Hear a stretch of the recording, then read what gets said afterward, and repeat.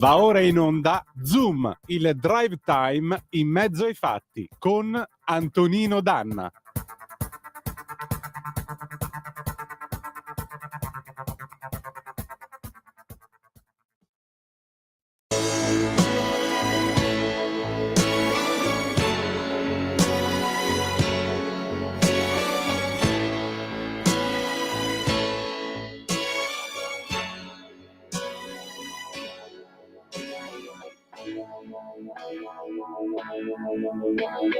Ti amo, solo ti amo, in aria ti amo, se viene testa vuol dire che basta, lasciamoci, ti amo, io sono ti amo, in fondo un uomo che non ha freddo nel cuore nel letto, comando io ma tremo davanti al tuo seno, ti odio e ti amo, è una farfalla che muore sbattendo le ali, l'amore che a letto si fa, prendimi l'altra metà.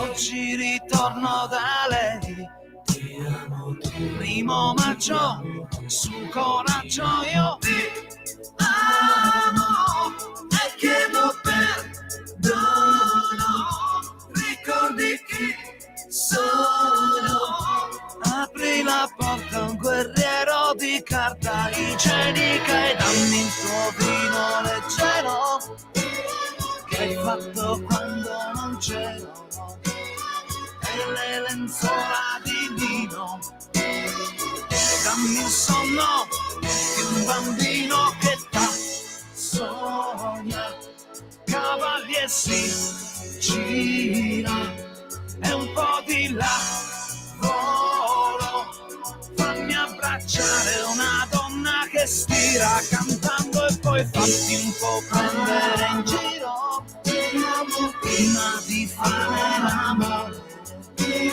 vesti la rabbia di pace e sofframe sulla luce, io amo e chiedo perdono, ricordi chi sono, ti amo, ti amo, ti amo, ti amo, ti amo, dammi il tuo vino leggero che hai fatto quando non c'ero. Di nuovo a voi la linea. Grazie Sveva, questa sera a Radio Vivo Super Stereo Sound 2000 da Maurizio a Concettina per il loro 48esimo anniversario. Ti amo di Umberto Tozzi, con tanti auguri da parte del cugino Francesco, il fratello Rosario e tutti i parenti di Viale Alcide De Gasperi. E adesso linea a Lorenzo Viviani. Buonasera, siete nella seconda parte. Io ci sono rimasto male perché pensavo me l'avessi dedicata a te, a me. Pensavo che in questo giorno di San Valentino finalmente ti dichiarassi, ammettessi il tuo amore. Invece lo sanno tutti che lo sanno tutti che la nostra storia d'amore è sotto gli occhi di tutti quanti. Lo sanno tutti che questa è una radio fluida, accogliente, insomma. Lo sai che quando ce ne andremo da sta radio finalmente faremo la nostra unione in civile e ci chiameremo The Gay After, come... Sei un coglione proprio, sei proprio un coglione. Come Luna Caprese e Palla Pesante in Arrapao degli Squallor. A fare, io ho detto, era una cosa, diciamo, era un San Valentino alternativo, bello anche, insomma. Sei riuscito a collezionare una dietro l'altra proprio, guarda. Ma mi hai riportato ad Arrapao degli Squallor, quindi era normale che io citassi. Dato che avremo una persona che ha fatto anche il ministro in radio, io cercherei di, insomma, rientrare un pochino nei ranghi, che dici? Va bene, ma io non stavo, cioè...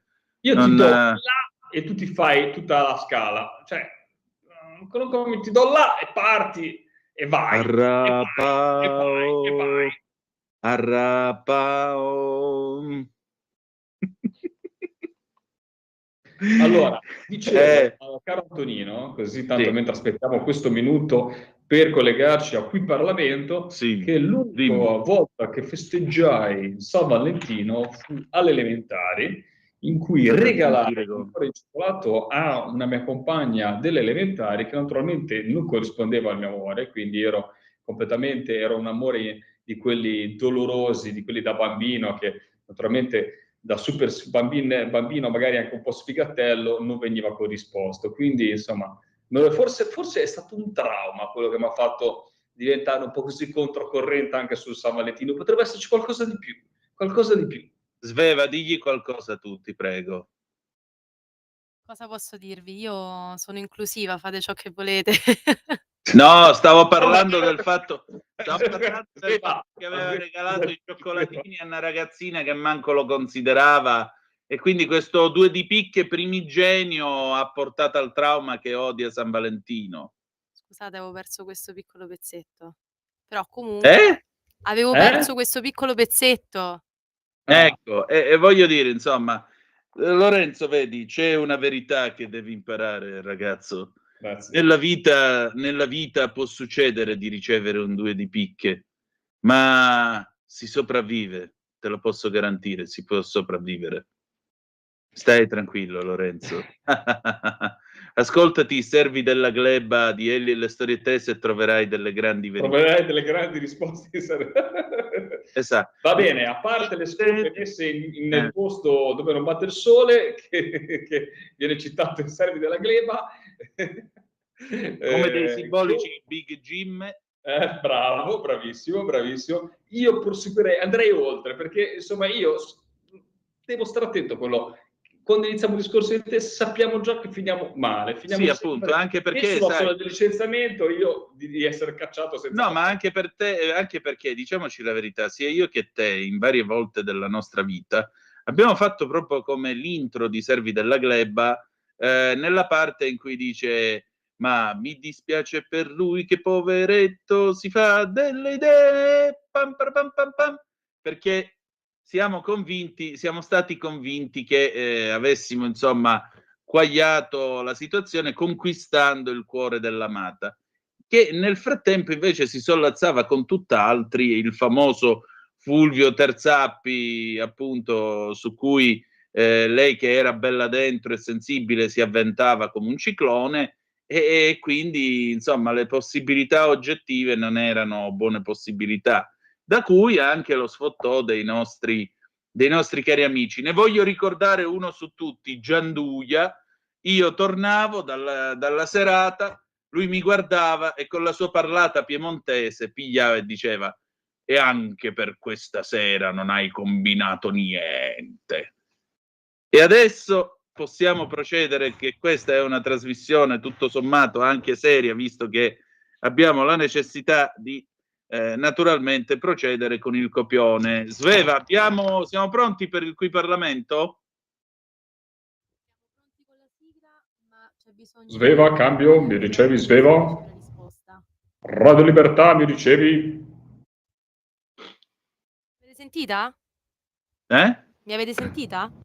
No, ora sì. Dicevo, con la sigla sono pronta, però bisogna ancora che risponda. E allora aspetterei. E quindi aspettate un minuto, per il favore. Qui Parlamento Vabbè, senza allora parlamentare qui a questo punto, Allora qui a questo punto, visto che è San Valentino, ci giochiamo il bonus Eugenio Montale.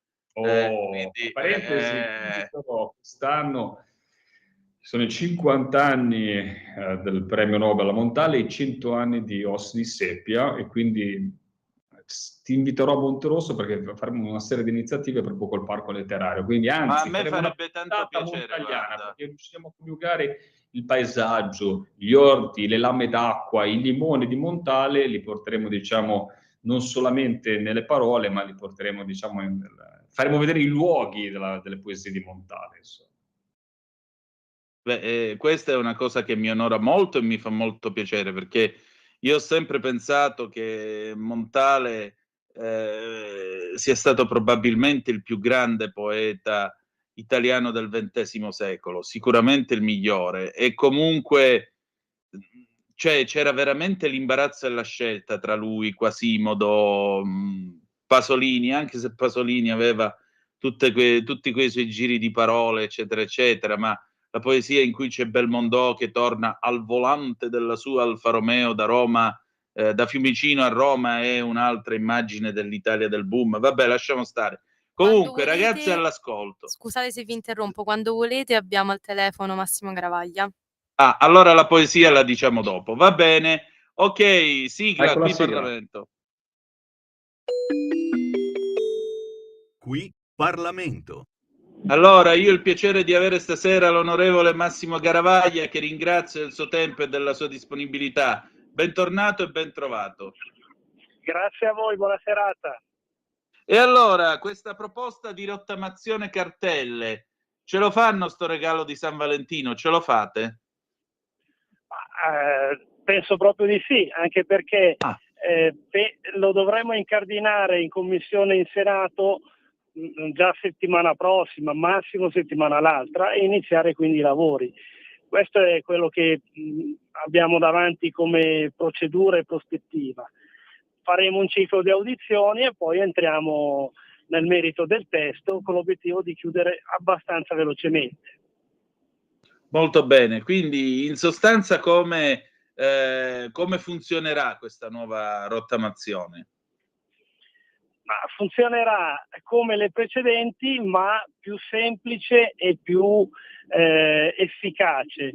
Mi spiego. Per esempio, l'ultima rottamazione prevedeva una rateizzazione con delle rate molto, molto forti all'inizio.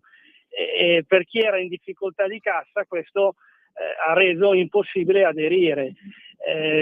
L'idea invece è di fare una rottamazione più lunga, una rateizzazione più lunga, e con rate uguali, di modo che ci sia la possibilità anche per chi è un po' tirato con la cassa, cosa abbastanza normale dopo prima la crisi e poi il Covid, è evidente che questa facilitazione renderà più appetibile lo strumento, che ricordo si rivolge verso chi ha dichiarato e non è riuscito a pagare, quindi non si tratta di condono ma di una rateizzazione del dovuto. Ecco, meglio ancora. No, perché sa, io ho letto qualche commento in giro del genere, vabbè, a che cosa è servito aver pagato le tasse puntuali, tanto ormai l'idea che si è ingenerata nella gente è, vabbè, chi se ne frega, aspetto la rottamazione e frego un po' tutti. Lo vogliamo spiegare appunto che non si tratta della furbata, ma di venire incontro appunto a chi ha dato il sangue causa Covid e causa tutti i problemi economici che abbiamo avuto dal 2020 in avanti? Allora, innanzitutto una piccola questione politica che però mi sembra rilevante. La prima rottamazione è stata fatta nel 2016 dal governo Renzi, che all'epoca era anche segretario del PD. Quindi il PD ha fatto la prima e quindi non si capisce una critica da parte del PD. Ha fatto anche la seconda con Gentiloni, perché magari a qualcuno viene in mente sì, ma poi è cambiato il segretario. No, anche la seconda è fatta dal PD, votata anche dalla componente più di sinistra, oggi si chiamano AVS, comunque sempre i post-comunisti, e quindi anche loro non si capisce perché criticano.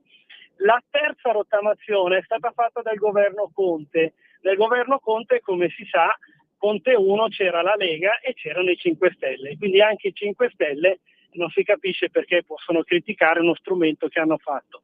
In più, nella rottamazione 3, quella fatta dal Conte 1, c'era anche, lì sì, un vero condono, perché c'era il saldo stralcio delle cartelle più piccole, quello un condono proprio.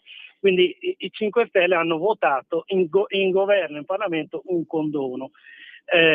L'ultima rottamazione è quella, la 4, è quella vigente, è stata anche prorogata, l'abbiamo prorogata con il milleproroghe per consentire a chi non era riuscito ad entrare, se ha la possibilità di reinserirsi in questa rottamazione quater, che è stata fatta dal governo Meloni, quindi anche con la presenza di Forza Italia e ovviamente oltre alla Lega e di Fratelli d'Italia. Quindi tutto l'arco costituzionale ha fatto rottamazioni, chi critica è un ipocrita.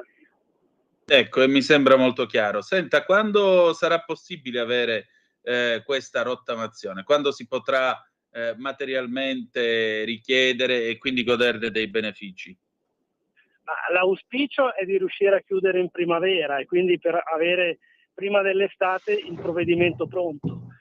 Vediamo, non sarà semplicissimo, però perché la si vuole fare più ampia, strutturale e più semplice e efficace, come abbiamo detto, e le cose buone hanno anche la necessità di tempo per essere messe in piedi, però l'obiettivo è di chiudere abbastanza velocemente, diciamo prima dell'estate.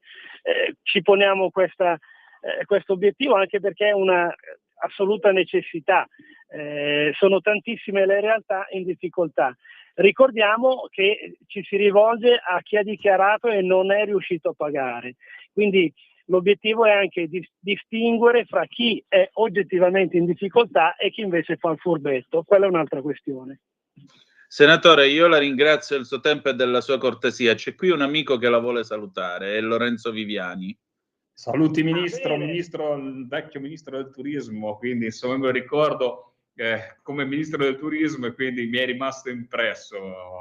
Ti aspettiamo nel 5 Terre, Massimo, appena riesci. Guarda, con enorme piacere, come ben sai. Molto bene. Allora, grazie a entrambi e insomma, a risentirci alla prossima. Sigla. Qui Parlamento. Bene, adesso Stai ascoltando Radio Libertà, la tua voce libera, senza filtri né censure, la tua radio. In quanti ti promettono trasparenza, ma alla fine ti ritrovi sempre con la bocca chiusa e non puoi dire quello che pensi. Radio Libertà non ha filtri né censure, ascolta la gente e parla come la gente. A voi di nuovo la linea.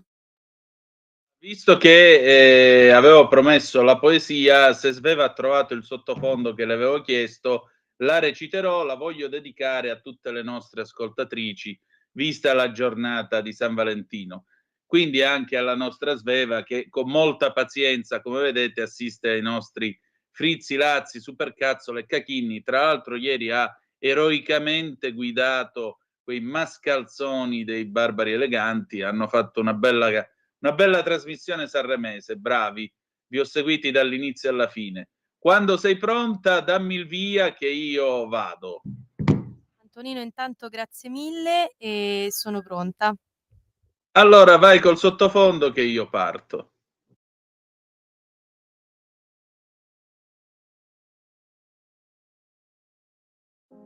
Ho sceso, dandoti il braccio, almeno 1 milione di scale, e ora che non ci sei è il vuoto a ogni gradino. Anche così è stato breve il nostro lungo viaggio. Il mio dura tuttora, né più mi occorrono le coincidenze, le prenotazioni, le trappole, gli scorni di chi crede che la realtà sia quella che si vede. Ho sceso milioni di scale dandoti il braccio, non già perché con 4 occhi forse si vede di più. Con te le ho scese perché sapevo che di noi due le sole vere pupille, sebbene tanto offuscate, erano le tue.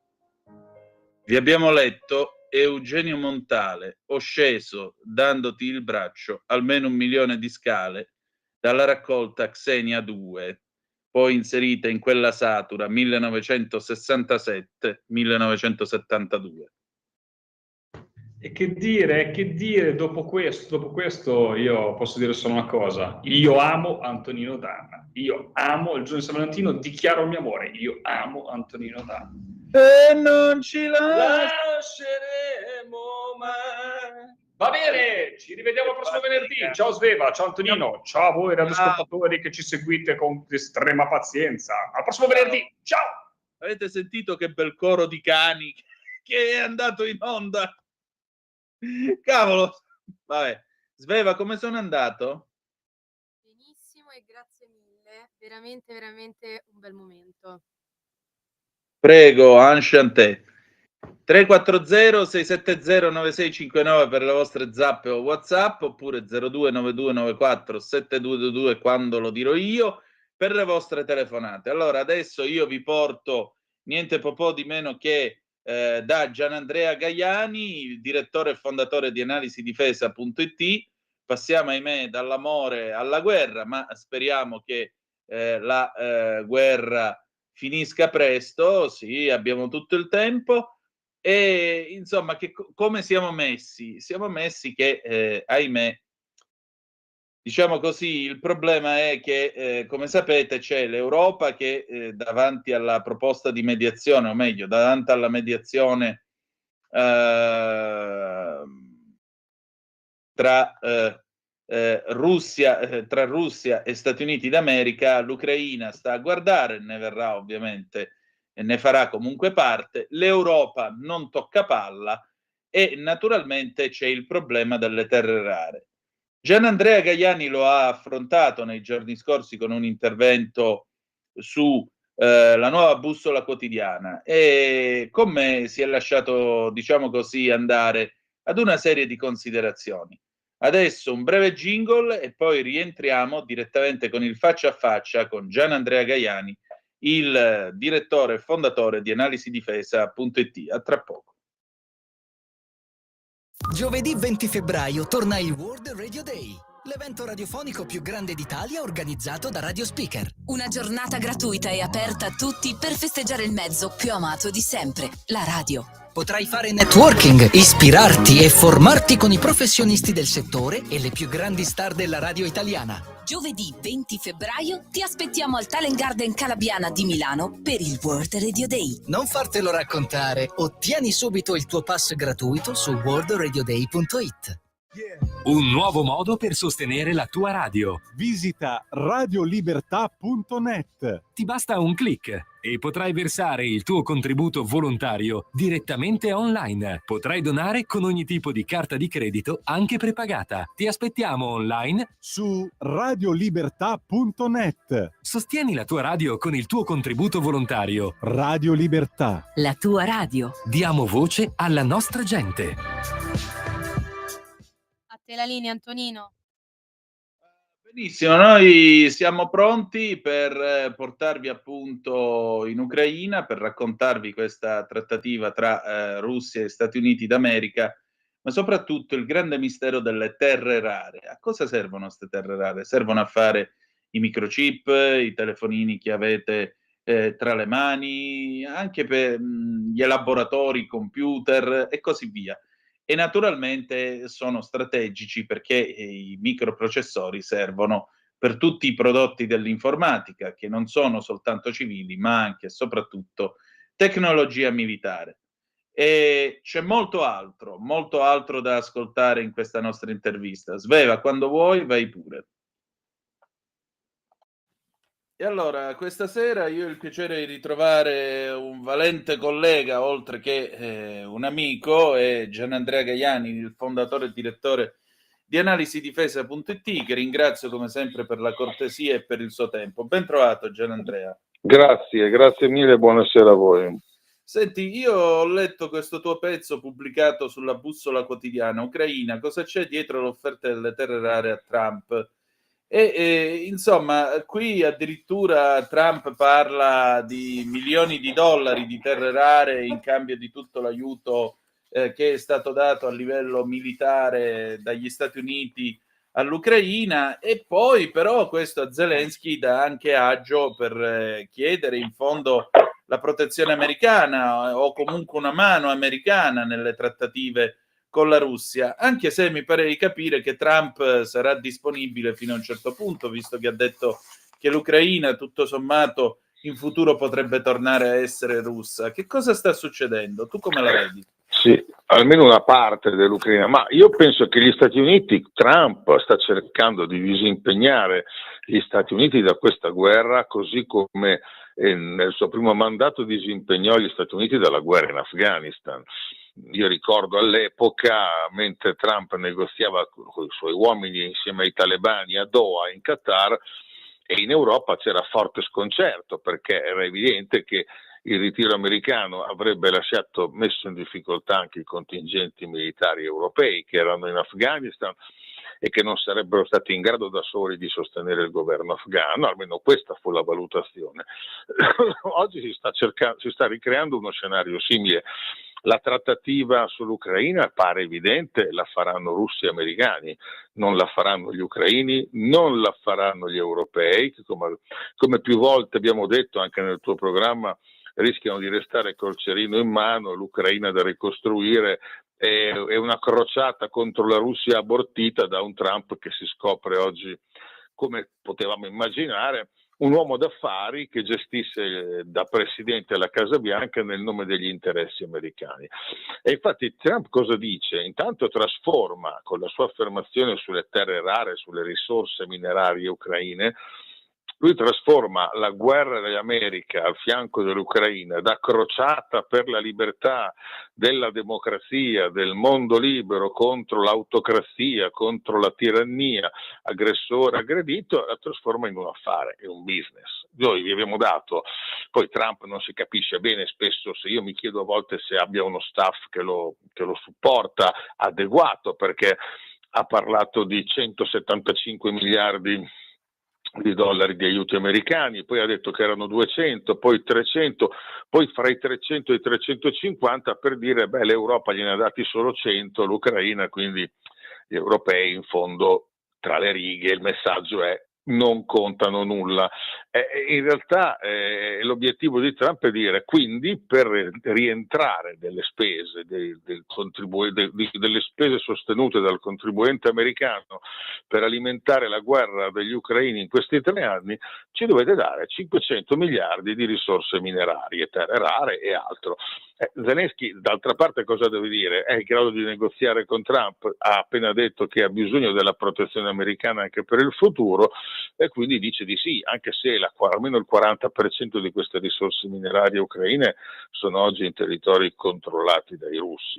In attesa di vedere come si svilupperà il negoziato, Trump ha già fatto capire che Zelensky deve dargli quello che chiede, perché questo riferimento al fatto che una buona parte dell'Ucraina potrebbe tornare a essere russa oppure no, è come un messaggio, no? Per dire caro Zelensky, attenzione perché se non mi dai quello che chiedo, magari quando negozio con Trump quando negozio con Putin, magari posso cedere ai russi, accettare che i russi prendano qualcosa in più di quello che tu avresti voglia o tu sei disposto a concedere. Quindi insomma io vedo un Trump che gioca per gli interessi americani, come l'America ha sempre fatto. Ucraini ed europei sono gli ucraini sacrificabili e gli europei, mi pare, se mi passi il termine, gli utili idioti che si sono suicidati economicamente in una guerra da cui oggi gli americani si sganceranno. E se ne stanno anche per sganciare, però tornando col portafogli a mantice, perché appunto diamo qualche dato che tu hai scritto nel tuo pezzo. Pensate un po', l'Ucraina vanta circa 20.000 depositi minerali di almeno 116 diversi tipi di minerali rari, soprattutto nelle regioni di Donetsk e Luhansk, annesse dalla Russia e quasi del tutto occupate dalle truppe di Mosca. Luhansk integralmente, Donetsk al 70%. Il loro valore è stimato in 3,8 trilioni di dollari a Luhansk e 3,2 trilioni a Donetsk, mentre la vicina regione di Dnipro, i cui confini distano pochi chilometri dall'avanzata delle truppe russe, dovrebbero essere 3,3 trilioni. L'esercito russo, tra l'altro, si sta avvicinando a un grande giacimento di litio, che significa poter fare le batterie, nella regione di Donetsk, nei pressi di Pokrovsk, dopo aver assunto il controllo del giacimento di Kruta Balka nella regione meridionale di Zaporizhia. Insomma, c'è da fare affari miliardari. Trump li farà di sicuro, anche perché tu l'hai chiamato messaggio perché hai una certa cortesia ed educazione. Io sono meno educato di te, quindi lo chiamo così com'è, ed è messaggio mafioso che gli ha sostanzialmente... lo so, ma sai, ognuno... Sì, io avrei detto giustamente intimidatorio, tu sei una però, persona sì, educata, sì. quindi ti tieni, io no.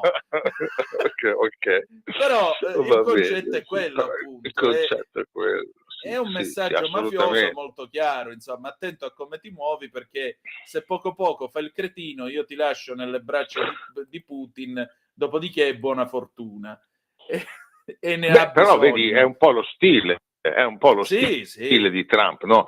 Lui appena raggiunto la Casa Bianca ha trattato tutti con la clava, ha preso, vogliamo dire, a calci nel sedere tutti, ovviamente i rivali, i cinesi, e i cinesi gli applichi i dazi, e i cinesi cosa gli hanno risposto? Adesso da domani valuteremo e rallenteremo comunque il processo di esportazione di terre rare. Guarda caso, questa risposta cinese contro dazi agli americani e stop o rallentamento forte, rivalutazione dell'export in America di terre rare, e Trump subito fa il ricatto, diciamo così, agli ucraini. Ha preso a calci nel sedere gli alleati e i vicini, la minaccia di invadere la Groenlandia, di annettersi il Canada, insomma sono paesi vicini, alleati, il Canada è dentro la NATO, gli europei, minacciare le sanzioni agli europei, insomma queste sono intimidazioni verso paesi alleati. Dire la Danimarca non è un buon alleato perché non protegge abbastanza la Groenlandia dai cinesi, non ci sono truppe o navi da guerra cinesi che muovono verso la Groenlandia. Diciamo che la rotta artica è attraversata dal commercio e dalle navi russe e cinesi. Guarda come ha trattato Panama, ha detto noi potremmo riprendere Panama perché ci sono truppe cinesi. Non ci sono truppe cinesi a Panama, l'unica base all'estero che ha la Cina ce l'ha a Djibouti in Africa, ci sono invece 800, 700, qualcuno dice un po' meno se guardiamo quelle più importanti, basi americane in giro per il mondo, no? Però a Panama non ci sono truppe cinesi, a Panama c'è una società cinese che gestisce il canale e il porto, e quindi quando Trump equipara la presenza commerciale cinese a quella militare lo fa per intimidire. Infatti la piccola Panama ha detto quando scade il contratto con la società cinese non lo rinnoveremo. Però attenzione, ci sono società cinesi che gestiscono anche il porto greco del Pireo, quello di Atene. Vogliamo per questo pensare che l'America di Trump potrebbe domani minacciare la Grecia? Insomma, io credo che sia partito un po' sopra le righe, anche con gli amici, con gli alleati, con la Danimarca in particolare per la questione della Groenlandia, dimenticandosi che la Danimarca è un paese che nella sua piccola dimensione ha fatto di più per sostenere l'Ucraina, gli ha dato tutti i vecchi F-16 che aveva, certo, ma non ha ancora ricevuto tutti gli F-35 nuovi, si è privata di tutta la sua artiglieria, poca cosa, certo, ma gli ha dati tutti i cannoni che aveva agli ucraini. E oggi si sente trattare dal vicepresidente Vance, in un'intervista dice sì, ma la Danimarca non fa abbastanza, non è un buon alleato perché non fa abbastanza per proteggere la Groenlandia.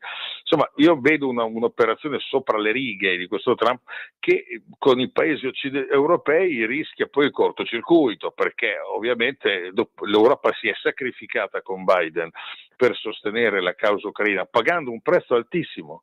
Perché noi lo vediamo anche adesso, in questi giorni torna a salire il gas, da quando abbiamo chiuso i flussi attraverso l'Ucraina il 1° gennaio, le bollette salgono, il costo del gas sulla borsa a Londra come ad Amsterdam cresce in continuazione e noi paghiamo di più l'energia di qualunque area industrializzata. L'Europa, che ha seguito supinamente gli americani con Biden, oggi viene ulteriormente mazziata da Trump, che vuole imporre dazi che ucciderebbero la nostra produzione industriale, ovviamente. Ecco, a maggior ragione ti chiedo, ma questa è una cosa che stiamo discutendo da un po' in questa radio, ne parlavo con Carlo Cambi, ora lo chiedo a te.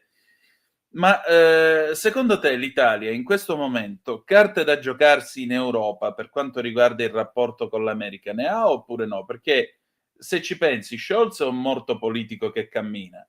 Macron non sa nemmeno se è vivo perché se non sta attento a giugno la Le Pen davvero finisce che va al governo e comunque prenderà il suo posto nel 2027 se va avanti di questo passo.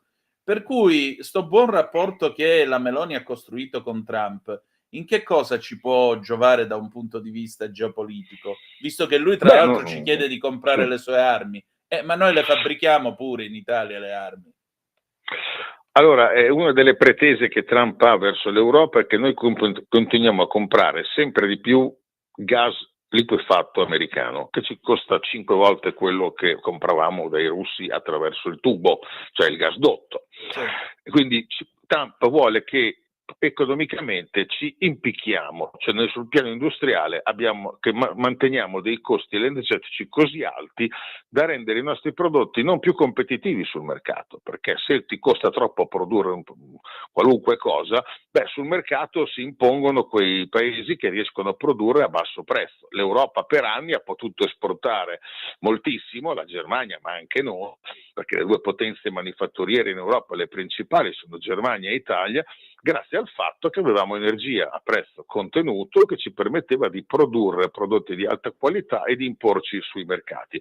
In questo senso, per gli americani noi siamo competitor, avendo noi politicamente con 2 commissioni von der Leyen che hanno lavorato per gli interessi degli Stati Uniti, non dell'Europa. Infatti Biden, la von der Leyen, la voleva la NATO, finito il suo primo mandato da commissario, da presidente della Commissione europea, poi ne ha avuto un altro e il disastro non può che accentuarsi dal mio punto di vista, ma credo dal punto di vista di tutti, perché leggo quello che scrive Confindustria. Ieri il Corriere della Sera parlava più 47 o 44% i costi energetici in Italia, quindi l'Italia come la Germania, come tutta l'Europa, pagano di aver seguito Biden, aver seguito supinamente Biden nella questione nella crisi in Ucraina, nel confronto con la Russia. Oggi che arriva Trump c'è una forte preoccupazione in Europa. Perché? Perché l'impatto di questa guerra ha fatto crollare soprattutto molti governi, altri li ha messi in difficoltà, perché poi dobbiamo pensare alle difficoltà anche del governo ceco. La Romania, abbiamo visto dopo quell'arbitrario e vergognoso annullamento del voto presidenziale, del ballottaggio, ieri si è dimesso il presidente. Insomma, in Europa questa scelta di stare al fianco degli ucraini contro i russi, pagando un prezzo spaventoso, sta facendo cadere o mettere in difficoltà tanti governi. L'Italia in questo momento è il governo più stabile d'Europa e non a caso mi pare che alcune vicende recenti ci permettano di poter ipotizzare che qualche paese europeo ovviamente non è contento di questo, e qualche scherzetto quando riescono ce lo fanno, magari appoggiandosi sulla Corte Penale Internazionale. Io credo che la forza del governo italiano in questo momento in Europa, che sta un po' destabilizzandosi politicamente, sia evidente. Però attenzione, Francia e Germania, che tu hai citato, pagano il fatto che per la prima volta hanno seguito gli americani, in questo caso il governo Biden, l'amministrazione Biden, supinamente. Io ricordo nel 2003, quando gli anglo-americani invasero l'Iraq, Francia e Germania si posero di traverso anche alle Nazioni Unite. Gli americani si arrabbiarono così tanto che fecero un embargo ai prodotti francesi, ci fu il boicottaggio dei prodotti francesi negli Stati Uniti, guai a chi beveva champagne o mangiava formaggi francesi. Questa volta le potenze europee, anche la Gran Bretagna, si sono, passami il termine, appecoronate agli Stati Uniti. Questo ha determinato un tracollo notevole e detti tutti i loro governi. Quanti governi ha cambiato l'Inghilterra negli ultimi tre governi? Ma anche la Germania adesso ci voterà a fine febbraio, il 23. L'Italia è riuscita, a mio parere, a mantenere una solidità dovuta a che cosa? Anche a diversi fattori. Il primo è che le forze sovraniste noi ce le abbiamo già al governo. Certo. Cioè, parliamoci chiaro, gli altri no, ma noi ce le abbiamo. La Le Pen in Francia è all'opposizione, AfD in Germania è all'opposizione. E poi l'Italia ha mantenuto una posizione di governo equilibrata. Abbiamo visto un premier Meloni anche molto amichevole, molto vicina a Zelensky, con un messaggio: noi siamo al fianco dell'Ucraina. Abbiamo avuto un altro vice premier, che è il ministro degli esteri Tajani, che ha detto: noi continuiamo a sostenere la difesa ucraina, ma vogliamo il negoziato, vogliamo la pace, e lo diceva ogni giorno, non siamo in guerra con la Russia, e un altro vice premier che è Matteo Salvini, che più volte ha detto basta fornire armi agli ucraini, è ora di finirla con le armi, guardiamo ai negoziati. Io credo che questa posizione di equilibrio, pur restando nell'ambito della scelta dell'Alleanza Atlantica, senza uscire da questo schema, come invece ha fatto l'Ungheria o la Slovacchia, ha dato una maggiore stabilità all'Italia, che oggi ha un vantaggio. Il fatto che la Meloni vada a trovare Trump prima ancora che diventi presidente, non ha fatto piacere a tante persone anche negli Stati Uniti, però parliamo di realpolitik. Trump ha vinto le elezioni, è il presidente di riferimento, che la Meloni si confronti con lui è piuttosto evidente. Peraltro una sintonia fra la destra italiana, ma anche la Lega e Trump è sempre esistita fin dai tempi del suo primo mandato, e quindi insomma io penso che oggi l'Italia possa contare sul fatto di avere un rapporto diretto con l'amministrazione Trump. Dovremmo invece vedere, questo è il vero interrogativo, se Trump riterrà di avere interesse a trattare bene l'Italia in questa relazione, o se invece continuerà a usare la clava anche con noi, come la sta usando con altri paesi amici e alleati, e lo vedremo credo nelle prossime settimane. Senti, per chiudere la questione terre rare, mi sposto ora sulla Groenlandia.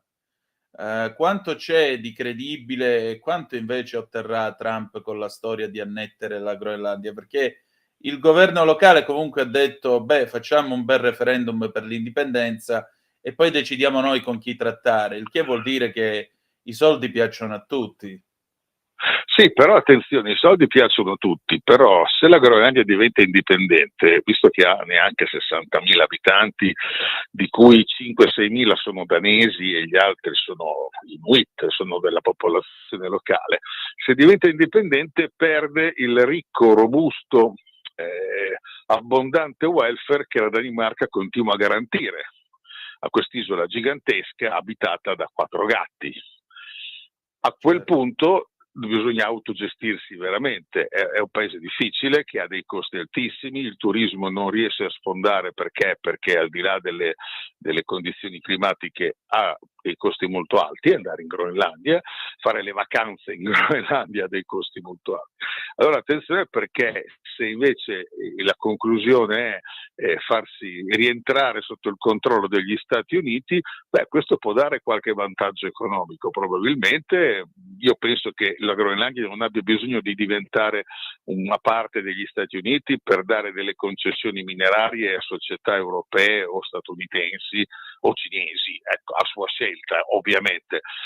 Attenzione, perché però l'atteggiamento di Trump non è quello di dire noi siamo interessati a cooperare più strettamente con la Groenlandia. Lui ha detto che la Groenlandia deve fare parte degli Stati Uniti e che non esclude l'uso della forza per arrivare a questo risultato. Quindi si tratta di una minaccia. Allora difficilmente si può ragionare su una partnership importante. Tra l'altro a me sembra ingiustificata questa dichiarazione, perché gli Stati Uniti fin dalla seconda guerra mondiale hanno avuto basi militari in Groenlandia per proteggerla prima dai tedeschi, poi da eventuali interventi sovietici della zona dell'Artico, e ancora oggi nel nord della Groenlandia, a Thule, l'aeroporto, la base di Thule è una base utilizzata dagli aeroplani militari statunitensi. Quindi l'America, Trump non avrebbe difficoltà a avere concessioni minerarie per sfruttare risorse minerarie o terre rare in Groenlandia, col fatto che però costerebbe tantissimo farlo, perché le condizioni logistiche, ambientali, insomma non sono facili. È chiaro che è più facile sfruttare una miniera in un'area calda, temperata, piuttosto che in un'area artica, ed è la ragione per cui sia l'Artico che l'Antartide non sono ancora state sfruttate sul piano minerario. Ci sono degli accordi, ad esempio sull'Antartide, delle moratorie, ma legate al fatto che nessuno in questo momento ha convenienza a investire per estrarre petrolio nell'Antartide a costi spaventosi, quando lo puoi estrarre altrove a costi più bassi. Però Trump, tornando alla Groenlandia, e concludo, può avere tutte le basi militari che vuole senza bisogno di invaderla, può avere le concessioni minerarie che desidera senza bisogno di invaderla, la pressione per l'iniziativa di dire ci serve per la sicurezza nazionale, quindi la dobbiamo prendere in un modo o nell'altro, è solo un modo per dimostrare ancora una volta che gli americani fanno quello che vogliono e francamente questo metodo da cowboy comincia a stancare gli anti-americani da tanto tempo, ma comincia a stancare anche molti che non sono mai stati anti-americani, ma che vedono in questo approccio un modo per dimostrare che cosa? Che io sono io e gli altri non sono, come diceva il Marchese del Grillo, no? Sì, allora francamente ha stancato e credo che ci sia molta tensione anche in ambienti politici europei che finora sono sempre stati appecoronati agli Stati Uniti, e non è solo una questione di Biden o Trump, repubblicani o democratici, è proprio l'approccio che mentre in politica interna Trump è partito col piede giusto anche per aumentare i suoi consensi, rivelando un sacco di porcherie dell'amministrazione precedente, sulla politica estera mi pare che stia rischiando di portare l'America non a essere più grande ma solo più odiata. Quindi insomma diciamo che va bene sentirsi protetti da Dio ed essere stati predestinati ai 4 anni dell'età dell'oro, ma attenzione a non pestare troppi caldi. Posso dirti un'ultima cosa, anche l'approccio, cioè siamo tutti contenti negli ambienti sovranisti, ho sentito tutti contenti per la vittoria di Trump. Bene, la vittoria di Trump è un elemento di vittoria per il movimento sovranista globale, siamo d'accordo, però non possiamo dimenticarci che il sovranismo è un fenomeno nazionale e che Trump è un sovranista americano che farà gli interessi degli Stati Uniti, non quelli delle altre nazioni. Quando vedo Elon Musk che ci porta il movimento sovranista e vuole esportarlo in Europa, facciamo grande l'Europa, a me viene un po' da ridere, no? Per esempio deve venire un americano a dire a noi europei come dobbiamo modellare i nostri sovranismi. Il sovranismo è nazionale, quindi non può essere europeo e non può essere quello degli americani, perché quello americano vede gli sovranismi europei e gli interessi europei come competitor, come rivali. Io credo che si faccia un po' di confusione nel momento in cui la vittoria di Trump spalanca delle opportunità al sovranismo, però senza dimenticare che il sovranismo è legato a ogni singola nazione e che gli americani fanno i loro interessi, non i nostri. Certo, questo è poco ma sicuro. E allora vedremo come evolverà questo strano rapporto da un lato all'altro dell'Atlantico. Grazie Gianandrea. Grazie a te come sempre.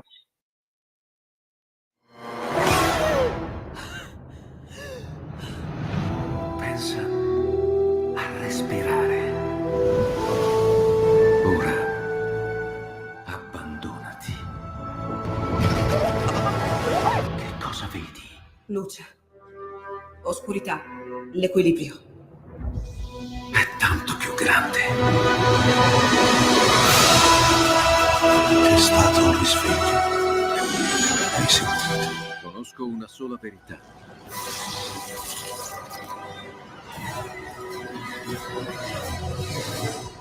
Movie Time ti fa entrare nel vivo del cinema, ti fa sentire come se fossi tu il protagonista del grande schermo.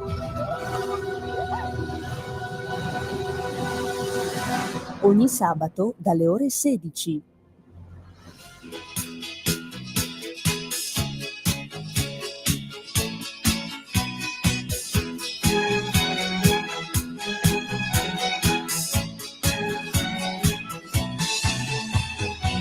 Che confusione, sarà perché ti amo, è un'emozione che cresce piano piano, stringimi forte e stammi più vicino, se ci sto bene, sarà perché ti amo. Io canto al ritmo del dolce tuo respiro, è primavera, sarà perché ti amo, cade una stella, ma dimmi dove siamo. Che te ne frega, sarà perché ti amo. E vola, vola si sa, sempre più in alto si va. e vola, vola con me, Il mondo è matto per te, se l'amore non c'è, basta un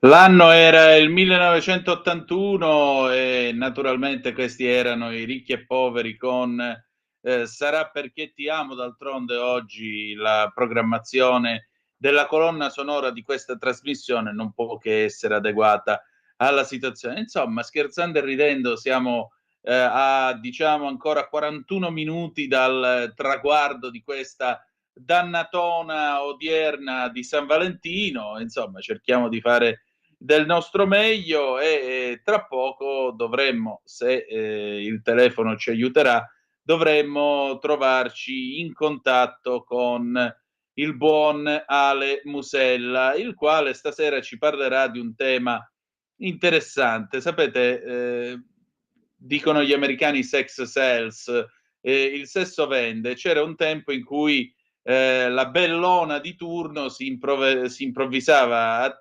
artista e riusciva a vendere qualche crosta, qualche tela inguacchiata, come si dice dalle mie parti, sporcata alla meno peggio. Naturalmente Ale su questo tema, essendo egli un gallerista di razza, ha delle idee ben diverse, per cui quando lo avremo al telefono, insomma, se riusciremo a entrare in contatto con lui questa sera, avremo modo di discutere di tutto questo. Intanto vi leggo le agenzie e in particolare, abbiamo il problema solito del telefono, proviamo tra un po'. Le agenzie, l'attacco Mosca contro Mattarella, invenzioni blasfeme sulla Russia, il Colle, il capo dello Stato è assolutamente sereno. Nel mirino le parole del presidente che in un discorso all'Università di Marsiglia ha paragonato la Russia al Terzo Reich nazista per l'attacco all'Ucraina. Meloni offesa a tutta la nazione. Il caso Equalize, spionaggio su Marcel Jacobs, indagato il fratello di Filippo Tortu. La conferenza di Monaco a fondo di Vance sull'Europa, dimenticate i valori comuni, scontro con Berlino sull'AfD. Vaticano, Francesco ricoverato al Gemelli per curare la bronchite. Allora, il telefono è aperto allo 0292947222. Un piccolo caveat che è sempre bene ricordare per chi chiama in trasmissione. Vi pregherei di rispettare il fatto che secondo i tempi, anche la scaletta del programma, gli interventi e così via, quando io dico apriamo il telefono, allora si può telefonare. Perché vi vorrei precisare un fatto che credo debba essere chiarito a chi mi ascolta. E magari fa 4-5 telefonate una dietro l'altro mentre io sto parlando, sta andando una differita o c'è un contributo di qualcuno e così via. Non è che se fate 4-5 telefonate a raffica mentre stiamo parlando d'altro, allora Sveva magicamente vi passa subito in trasmissione. Punto primo, Sveva non è la mia segretaria, con tutto il rispetto per le segretarie ci mancherebbe. Punto secondo, Sveva non è mia sorella, non è la mia fidanzata, non siamo amanti, il nostro rapporto puramente professionale, è la mia regista. Quindi gradirei che ci fosse una certa cortesia nei suoi confronti. Primo perché è una professionista e secondo perché è una giovane donna e come tutte le donne merita l'adeguato rispetto del caso. Per cui, per cortesia, quando io dico il telefono da questo momento è aperto, potete telefonare, fare le vostre chiamate. Quando stiamo facendo la trasmissione o c'è un intervento o c'è comunque qualcosa che non prevede o io non dico telefonate, allora evitate per favore di sovraccaricare il telefono della radio perché tanto non vi si passa in trasmissione. Ora mi pare che ci sia una telefonata o sbaglio, Sveva? Richiamerà a breve. Benissimo. Un'altra cosa per cortesia. Mi viene riferito che ogni tanto qualcuno chiama e dice per favore richiamatemi. Vi ripeto, vi reitero il concetto. La gentile collega Sveva D'Onorio che è qua a farmi regia, che ribadisco essere prima una professionista e dopo una donna, e come tale 2 volte meritevole di rispetto, la gentile collega, torno a ripetere, non è la mia segretaria. Non essendo la mia segretaria, non richiama un cavolo di nessuno, perché non è nemmeno suo compito. Volevo che lo sapeste, tutto qua. Se no, davvero, qua c'è qualcuno che ogni tanto scambia la libertà di parola con la libertà di essere servito e riverito, e non è questo il punto. Basterebbe un po' di cortesia, perché stiamo facendo un servizio pubblico, ci mancherebbe pure, però vedete, io ho anche la responsabilità di quello che viene trasmesso in queste 2 ore di tempo. E siccome ho una responsabilità, allora a maggior ragione, se permettete, mi prendo anche la libertà di dirvi che mille castello, mille regole, permettete. Va bene, allora, se c'è un'altra telefonata la prendiamo, se no andiamo avanti con le nostre agenzie a quest'ora della sera, visto che il buon Musella mi sa che abbiamo di nuovo problemi telefonici con lui. Comunque non c'è assolutamente problema. Allora, la BBC ci dice che è in corso appunto il summit in quel di Monaco. Andiamo a vedere che cosa succede. È intervenuto Zelensky e in particolare nell'intervenire ha detto che c'è bisogno di più impegno per fermare Putin. E allora andiamo a vedere che cosa sta venendo fuori da questo convegno, da questa conferenza di Monaco. Facciamo un breve riassunto e in particolare il presidente Volodymyr Zelensky, scrive la BBC, dice che c'è bisogno di più impegno su un piano per chiudere la guerra in Ucraina nel corso di un incontro col vicepresidente americano J.D. Vance. I colloqui a margine della conferenza per la sicurezza di Monaco sono cominciati dopo che Vance aveva criticato i leader europei in merito alla libertà di parola e alla democrazia, dicendo ai leader mondiali nel corso di un suo intervento che c'è un nuovo sceriffo in città, riferendosi al presidente americano Donald Trump. È stato un discorso molto pazzo da parte di molto inusuale, diciamo così, bislacco, ecco, da parte di un presidente, di un vicepresidente americano, e non era un argomento di cui gli altri avrebbero voluto parlare. Questo è il commento del collega Frank Gardner, che per la BBC è lì presente alla conferenza di Monaco. Poco prima Zelensky aveva detto di non vedere un piano americano già pronto per chiudere la guerra ucraina. Trump aveva detto che gli Stati Uniti, la Russia e gli ucraini si sarebbero incontrati a Monaco, ma Mosca adesso dice che non invieranno una delegazione a questo summit. Ecco, come vedete, insomma, si è partiti abbastanza in salita, e allora andiamo a vedere che cosa è successo in particolare, perché naturalmente vediamo un po' che cosa ha detto in sostanza Vance, e in particolare queste sono le parole che vengono commentate. Vediamo un po' se troviamo il riassunto di quello che ha detto Vance. Ecco qua. Allora, sentite che cosa ha detto il vicepresidente americano. Ha iniziato dicendo che l'amministrazione Trump stava pensando e pregando per tutti quelli che sono stati colpiti dal potenziale attentato di Monaco. Ne abbiamo parlato ieri sera, ne abbiamo parlato stamattina in rassegna stampa, ossia questo rifugiato afghano che in realtà avrebbe dovuto essere espulso, il quale con una macchina è andato addosso a una manifestazione sindacale, 30 feriti, tra cui un bambino che è in fin di vita, insomma, in gravissimo pericolo di vita. Speriamo ovviamente con tutto il cuore che ce la faccia. Vance ha detto di aver paura della minaccia dall'interno e che non c'è un tema più urgente della immigrazione di massa, che ha descritto essere a livelli record in vari paesi in tutto il mondo.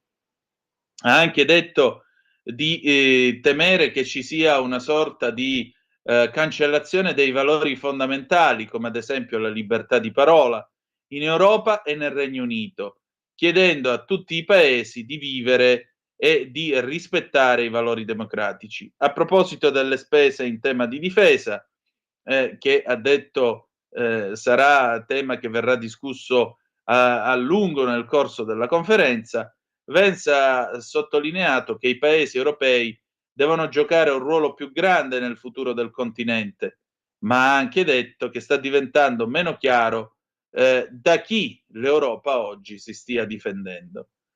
Alla fine ha terminato suggerendo che se la democrazia americana riesce a sopravvivere a 10 anni di idiozie propinate dall'attivista del clima Greta Thunberg, l'Europa può anche sopravvivere a qualche mese di Elon Musk.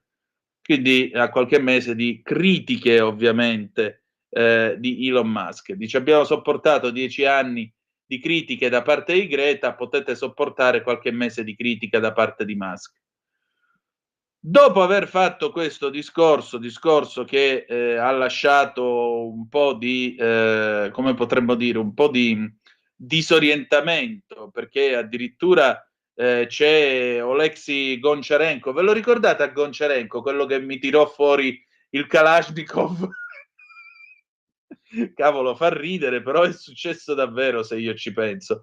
Goncharenko, quello che io avevo invitato a Zoom, mi parlava da un bunker e a un certo punto tirò fuori il Kalashnikov e me lo mostrò in diretta Skype, stavamo registrando, e mi disse che lui era pronto a difendere il paese con tutti i mezzi possibili e che aveva già imbracciato le armi perché si era iscritto nella milizia territoriale. Ecco, Oleksiy Goncharenko, che adesso invece è alla conferenza di sicurezza di Monaco, ha detto che l'unica cosa che si possa dire del discorso del vicepresidente americano J.D. Vance è la totale umiliazione di tutti i leader europei.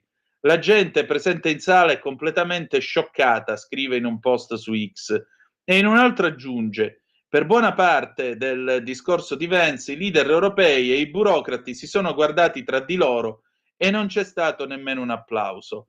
Andiamo un po' su, vediamo il commento che viene fatto al collega Frank Gardner. Le fonti politiche, le fonti ufficiali tedesche hanno espresso sorpresa e, diciamo così, imbarazzo davanti alla dichiarazione di Trump che appunto diciamo così, che i funzionari russi si sarebbero incontrati a Monaco per una discussione a tre con gli Stati Uniti e l'Ucraina. I russi non sono qui e non sono stati invitati. Quindi c'è il tema della richiesta da parte dell'Ucraina di entrare nella NATO. È un tema ancora sul tavolo, dicono gli europei, mentre invece il segretario della difesa americana Pete Hegseth sembra averlo completamente escluso questa settimana, dopo aver in qualche modo ammorbidito la sua posizione.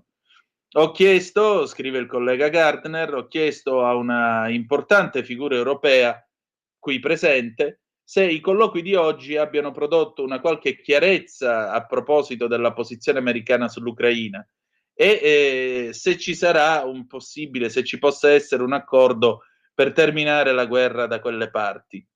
Non di sicuro è stata la risposta che ho ricevuto. Stiamo ancora cercando di capire quale sia la vera posizione americana. Boris Pistorius, che è il ministro della difesa tedesco, ha detto ai giornalisti che è stato un grosso errore da parte di Trump di concedere di dare delle grandi concessioni alla Russia prima dell'inizio dei colloqui, ed è una cosa che peraltro, una visione che viene ampiamente condivisa da queste parti. Insomma, si comincia malissimo, come vedete. Zelensky, già che c'era, no, non c'è diritto al rovescio stasera. Zelensky, già che c'era, dice che incontrerà Putin solo quando l'Ucraina accetterà il piano di pace insieme con l'Unione Europea e gli Stati Uniti d'America. Quindi anche diciamo che Zelensky vorrebbe che l'Europa fosse della partita. Vediamo un po' che altro c'è. Tra l'altro Zelensky dice che l'Ucraina avrebbe bisogno di raddoppiare la quantità e le dimensioni dell'esercito se non facesse parte della NATO. Altra altra cosa che viene detta, il ministro della difesa tedesco dice che il discorso di Vance è completamente inaccettabile e nel frattempo Zelensky e Vance si stanno vedendo a Monaco. Pensate un po', parlano, oddio, i due stanno trattando una potenziale pace in Ucraina. Il basement, sapete cos'è? È il sottoscala, il seminterrato di un hotel di 5 stelle in un'area bene della città, a circa 5 chilometri dal posto in cui si è tenuta fino ad ora la conferenza sulla sicurezza di Monaco.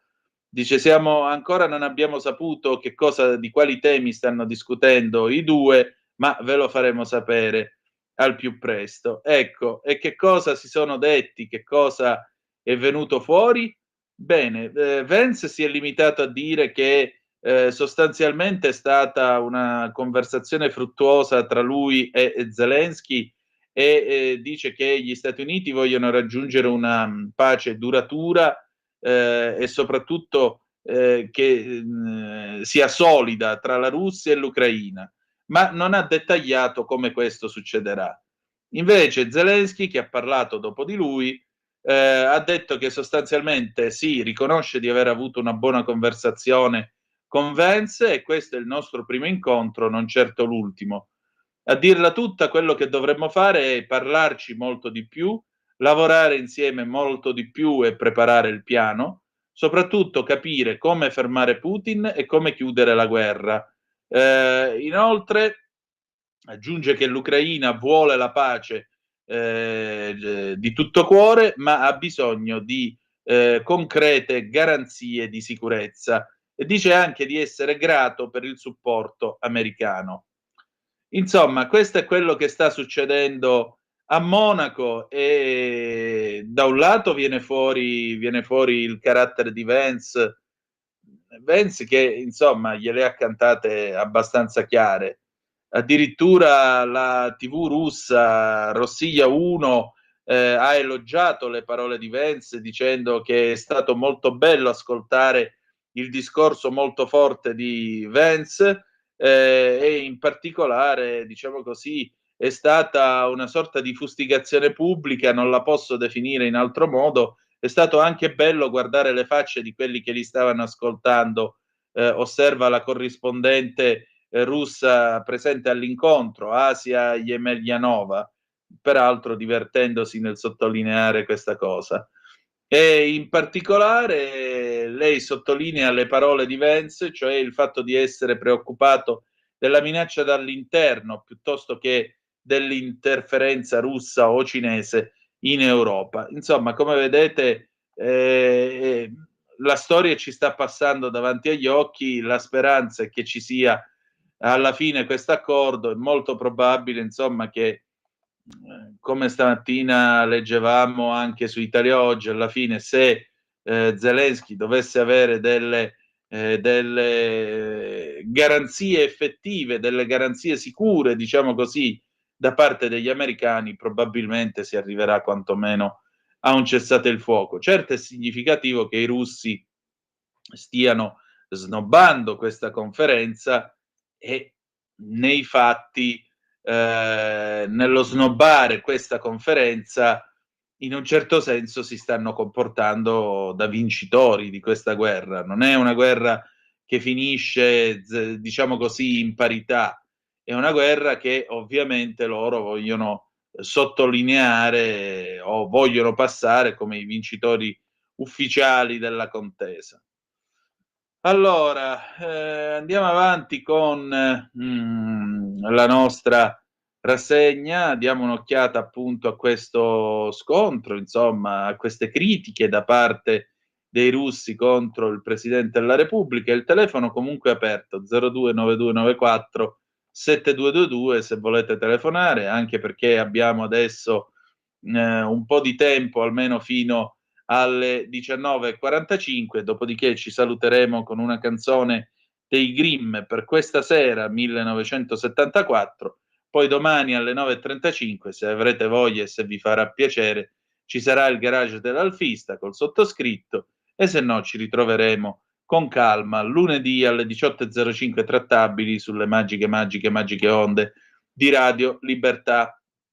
Allora, Mosca contro Mattarella, scrive l'Ansa, invenzioni blasfeme sulla Russia, il Quirinale, il capo dello Stato è sereno.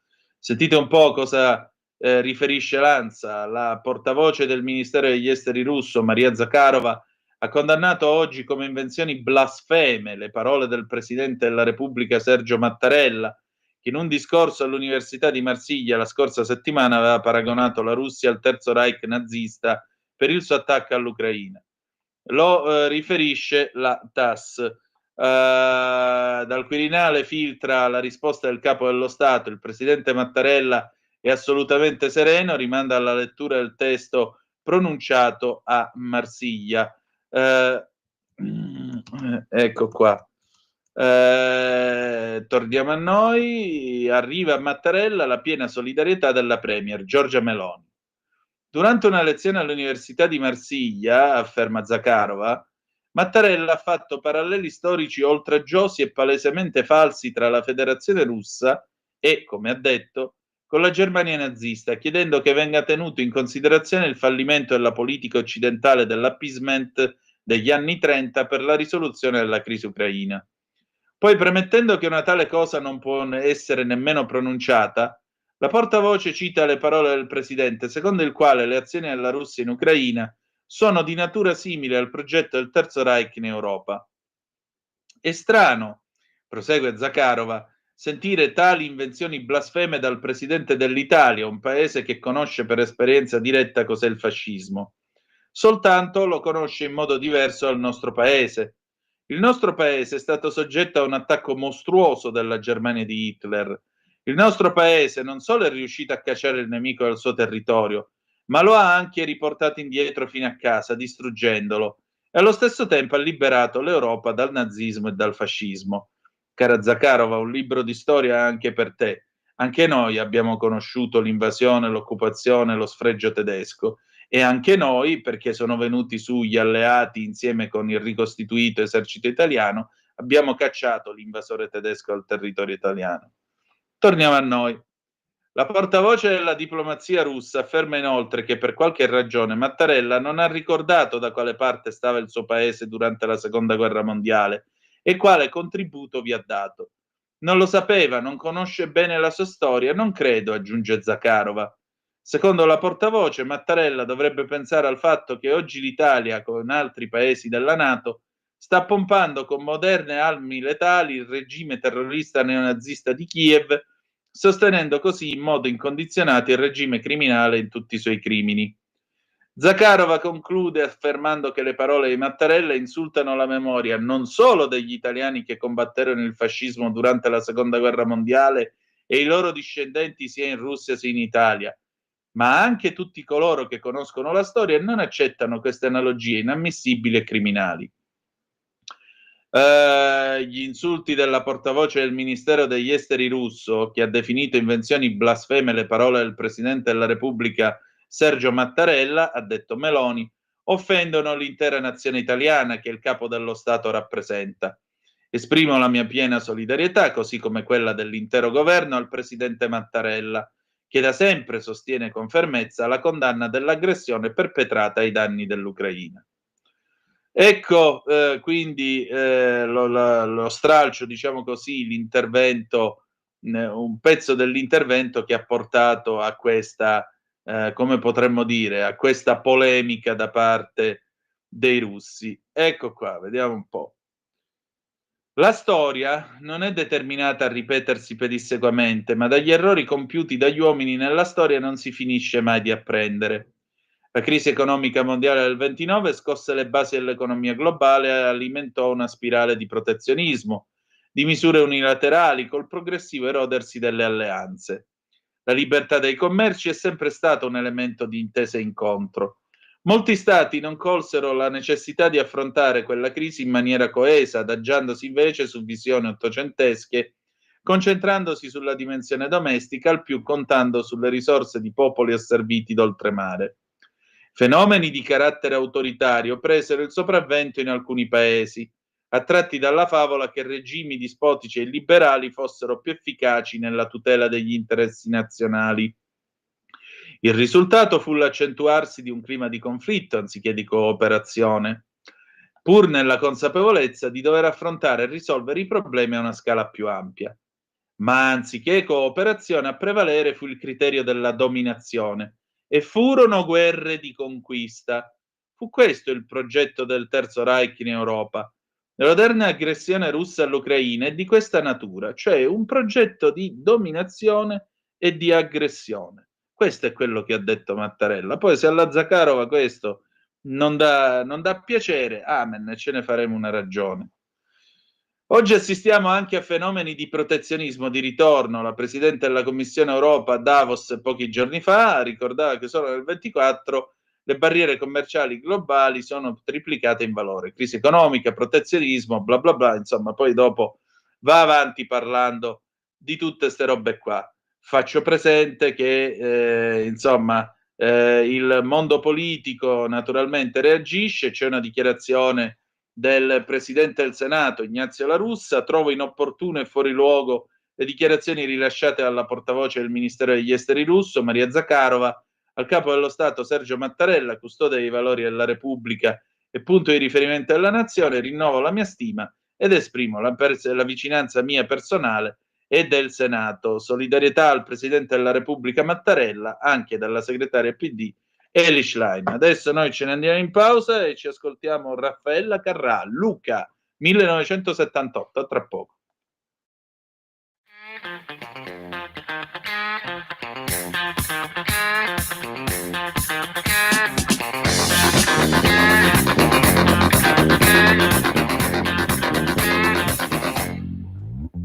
Non mi mandate a quel paese, ma sono un poco fuori fase. Se non mi sfogo con qualcuno, un giorno o l'altro scoppierò. Era un ragazzo dai capelli d'oro e gli volevo un bene da morire.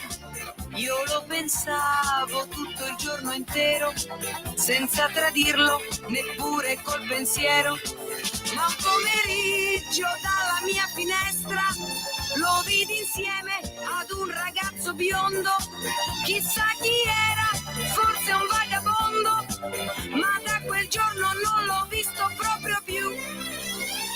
Luca, Luca, Luca, cosa ti è successo? Luca, Luca, con chi sei adesso? Luca, Luca, non si saprà mai.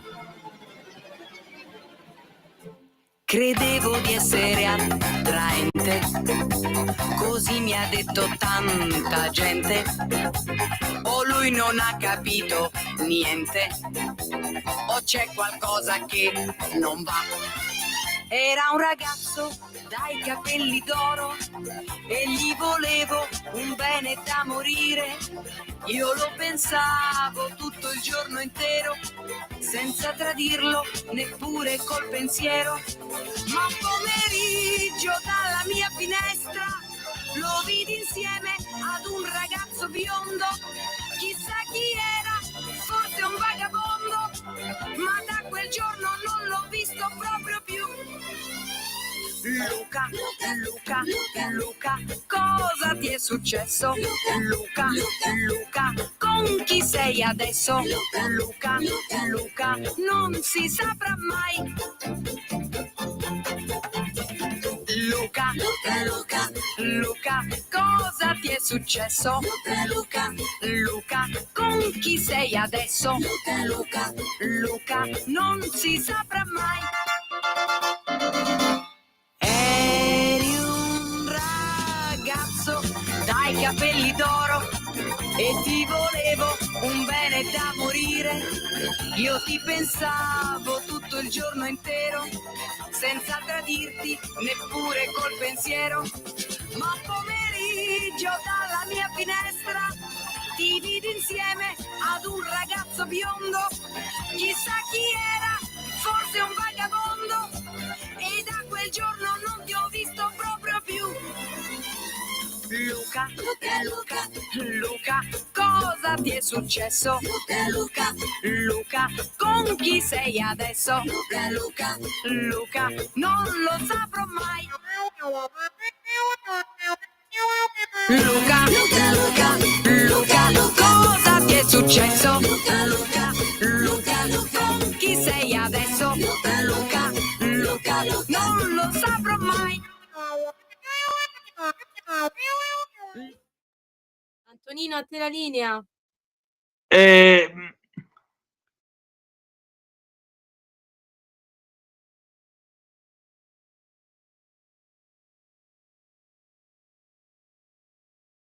Antonino, hai il muto. Togli il muto che non ti si sente. Ecco, mi senti adesso? Sì, forte e chiaro. Benissimo, sono le 19:35 minuti e 10 secondi. Allora, mi è arrivata una fotografia, non dirò chi è che me l'ha mandata. C'è un tizio vicino a te che ha una cravatta a puntaspilli. Per favore, lo puoi inquadrare, lo puoi mostrare al popolo italiano? Perché venerdì sera anche per me a sto punto dobbiamo parlare di cravatte. Basta, mi sono stancato. È dalle 7:30 che so qua, è giusto che... Allora, dai, per favore, Antonino, fammi vedere questo purtroppo tizio. non possiamo inquadrarlo perché sennò devo togliere dall'immagine te. Vabbè, proietta lui, a me mi metti in un angolo, non lo so, fai tu, proietta lui, dai. Bene, proietto lui. Eccolo. Avanti. Ora sul canale 252 del digitale terrestre, o se preferite canale Twitch, YouTube, o se preferite ancora la nostra app, o se preferite ancora il nostro sito radiolibertà.net, voi vedrete questo individuo che si è presentato questa sera. Vabbè, sono invidioso dei suoi capelli per vari motivi, ma peraltro molto evidenti, come potete immaginare. Però ecco, lui stasera si è presentato con una cravatta, ed è una cravatta dal sapore estremamente berlusconiano, una cravatta che ah no, Gesù ti ringrazio, non è un puntaspilli, Gesù ti ringrazio. Ecco, stava per partire, dovete sapere, stava per partire un vaffa di quelli proprio ciclopici monumentali, perché nel guardare la fotografia mi era sembrata una cravatta a puntaspilli. Ora, se c'è una cosa che mi fa veramente incazzare quando si parla di cravatte, sono le cravatte a puntaspilli. Perché vedete, noi a Silvio Berlusconi dobbiamo essere grati per tante cose, ma io solo una gli contesto. Lui ha rovinato la cravatta in Italia, mi spiace dirlo. Perché vedete, lui a un certo punto della sua vita ha smesso di usare le regimental, le cravatte, e ha cominciato a usare esclusivamente queste puntaspilli con sti puntini bianchi, che voglio dire, se tu sei Silvio Berlusconi, diventa parte del tuo habitus mentale, della tua, diciamo così, tenuta, divisa, dress code. Se la porti tu è un discorso, è esattamente come l'orologio sul polsino dell'avvocato Agnelli, no? Pure io mo mi posso mettere l'orologio sul polsino, ecco qua, me lo metto, ah che bello, mi sono messo l'orologio sul polsino, sì, però non sono l'avvocato Agnelli, sono solo un ridicolo che cerca di imitarlo. Il problema è che Silvio Berlusconi, portando pedissequamente quella benedetta cravatta, pace all'anima sua, ha convinto orde di manager in questo paese che l'unica possibilità di eleganza quando ci si mette una cravatta sia mettere la puntaspilli. Capite bene che io, che ne ho altre 352 oltre a questa qua nell'armadio, cioè se penso a questa cosa e quando li vedo tutti vestiti con la stessa cravatta uguale, cioè mi vengono i nervi. Per cui io ringrazio questo giovane che questa sera, per fortuna, non ha la puntaspilli, ha una cravatta a fantasia geometrica, che peraltro trovo, avendo finalmente inquadrato la fotografia, trovo, devo dire, intanto di gusto e secondo abbastanza intonata sia alle... fai vedere un poco la giacca com'è, sia alla camicia, che devo dire la verità fa scopa col colore della camicia, quindi va bene. Non ho capito bene come sia il bavero della giacca, se ci abbia i reverse larghi o quelli stretti, Ce li hai larghi o stretti? Ciao, aprigli il microfono che non lo sento. La voce però, che siamo alla radio, mica ti si sente. Siedi. Revera, Antonino. Ciao. Ciao, no, sono normali, Revera, Antonino. Non sono Aspetta un attimo, Lancia. spostati un po' più al centro. Ecco, fermo lì. No, ci stai, sei un figurino, va bene, promosso. Per questa Grazie, sera Antonino. ampiamente promosso. Ti è andata bene. Poi bravo, blu con i pantaloni grigi, esatto, un accostamento molto classico. La cravatta è della larghezza, direi, giusta. Che cos'è? Una marinella? Che roba è? No, ieri sera è una marinella, questa è un'altra cravatta, Gianni Italia. Vabbè, tanto le facevano tutte a Como, a parte Marinella. A quel tempo, negli anni '80, le facevano tutte a Como. Però stai bene, bravo. L'unica cosa, rimettiti diritto, scusa. Guarda, la potevi fare un pelo più corta, perché comunque l'importante è che batta o sulla fibbia o sulla parte di sopra della fibbia, ma no ad andare in giù nei cabasisi, perché dopo, ecco, ti fa un po' l'effetto Donald Trump, dai. Sì, vabbè, però sai, cioè esiste un limite a tutto, diciamo così. Comunque, complimenti. Devo Lo so, dire la Antonino, verità, ma io di molto solito bene. non presto attenzione a queste cose perché noi giriamo la puntata da seduti, quindi non si nota. Vabbè, tanto quando uno è seduto non è problema, addobba, la cosa si sistema sempre. Comunque molto bene, bella cravatta, direi bell'accostamento ai colori, eleganza, Ti signori. ringrazio. Questo giovane uomo è un esempio di eleganza, lo dichiaro pubblicamente. Soprattutto si contiene perché c'è Sveva, perché se ci fosse stato un regista, diciamo, di sesso opposto, molto probabilmente egli si sarebbe lasciato andare a una serie di dichiarazioni di vario genere che... Senti, ma ieri sera io ho sentito una bestemmia in diretta che veramente avrei voluto sparare al televisore. Ho sentito il dottor The Women, se non ricordo male, dire che a Sanremo ci dovrebbero andare i Verdena, che sono la più grande band di tutti i tempi. Esatto, lui la pensa così. Ecco, dottor The Women, faglielo sapere da parte mia, per favore. Egregio signor dottor The Women, a parte il fatto che noi viviamo in un paese che ha partorito gli Area, la PFM, le Orme, e questo per citare i primi tre che mi vengono in mente, il Banco del Maneskin. Mutuo Soccorso, e siamo già a 4. Ma lei non può pensare di dire che i Verdena siano la più grande band di tutti i tempi. Cioè, allora, senza andare a scomodare gli dei della musica, ma vogliamo parlare dei Subsonica? Cioè...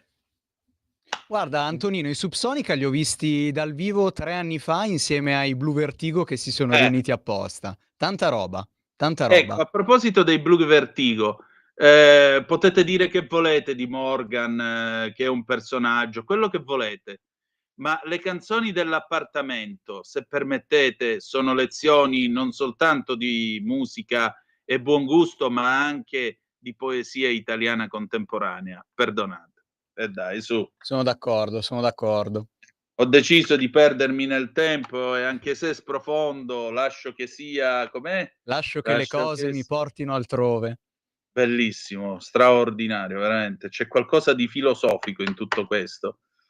Bene, e adesso, dopo avervi annoiato con questa roba, io voglio ricordarvi che anche questa sera ci saranno i Barbari Cantanti, i quali dalle ore 20 si occuperanno di commentare il Festival di Sanremo. Io taglio serenamente il traguardo tra 1 minuto e 25 secondi della dannatona di quest'oggi a braccia alzate con un gesto atletico. No, non morderò la medaglia come fanno con questo gesto veramente da poveri con la Y, con cui costringono gli atleti alla fine di una qualsiasi manifestazione. Non lo farò, però insomma l'appuntamento adesso alle ore 20 con i Barbari Cantanti, moderati da Sveva per fortuna, e dopo a seguire insomma ci sarà l'ordinaria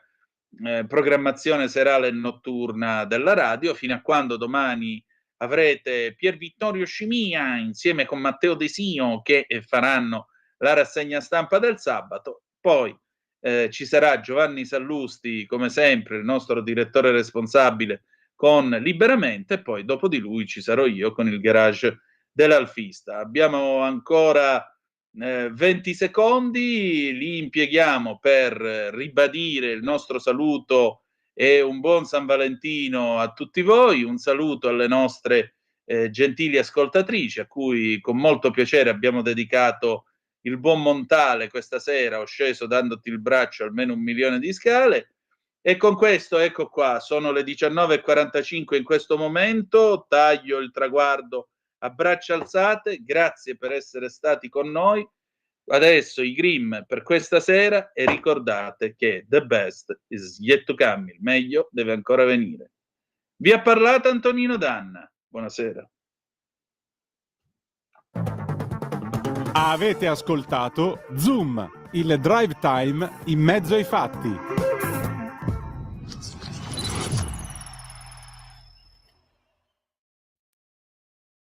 Prendi quel che vuoi, non vuoi